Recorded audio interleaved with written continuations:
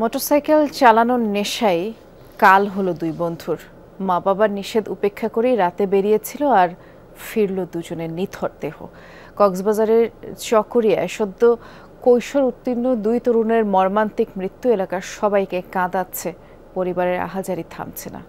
Ceylon family ব্লেন্ডের কড়ালিকার আর সতেজ স্বাদের perfect ব্লেন্ডে স্বপ্নেরা মেলুক টানা। মারা গেলে সবাই যেন মাফ করে দেয়, গত 10 ফেব্রুয়ারি ফেসবুকে এমন স্ট্যাটাস দিয়েছিলেন ডুলাহাজরা কলেজের এইচএসসি দ্বিতীয় বর্ষের শিক্ষার্থী মোস্তফা সম্রাট। কে জানতো 3 মাস পর তাই সত্যি হবে। মোটরসাইকেল চালানোর নেশা ছিল তার।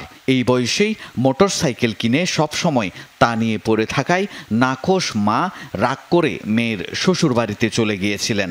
তাতেও দমে যায়নি মোস্তফা। শেষমেশ মোটরসাইকেল দুর্ঘটনাতেই প্রাণ গেল সদ্য কৈশোর উত্তীর্ণ এই তরুণীর।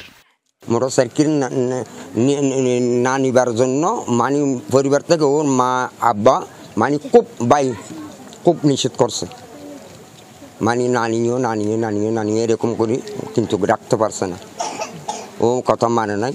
আল্লাহর হুকুম, গাড়ি মোটরসাইকেল অ্যাক্সিডেন্ট হয়ে গেছে, আল্লাহর হুকুম উনি মারা গেছে। গেল রোববার রাতে মোটরসাইকেলের পেছনে বন্ধু আবদুল্লাহকে বসিয়ে ঘুরতে বেরিয়েছিলেন।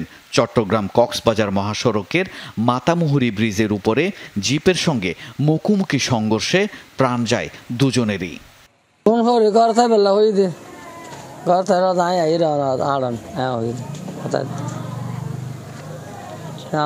আল্লাহর হুকুম আর আল্লাহ ওর মিকে তুই তো গাড়ি আইটিতে অ্যাক্সিডেন্ট হাতে দুর্ঘটনা অ্যাক্সিডেন্ট মারা গিয়ে মোস্তফার বন্ধু আবদুল্লাহ গাড়ির মেকানিক। তাবলিগ জামাতের 40 দিনের চিল্লা শেষ করে ফিরেছেন মাত্র কদিন আগে। বন্ধুর সাথে ঘুরতে গেছে, হঠাৎ এরকম অস্বাভাবিক মৃত্যু। আমরা পরিবার আত্মীয় স্বজন সবাই কেউ মেনে নিতে পারতেছি না। ছেলের কথা আমরা বলতে পারিনি, বাবা কিছু বলতে পারবো না। দুজনেরই বাড়ি চকরিয়া হালকাকারা মৌলবীর চরে। তরতাজা দুই তরুণের মর্মান্তিক মৃত্যুতে পুরো এলাকায় শোকের ছায়া।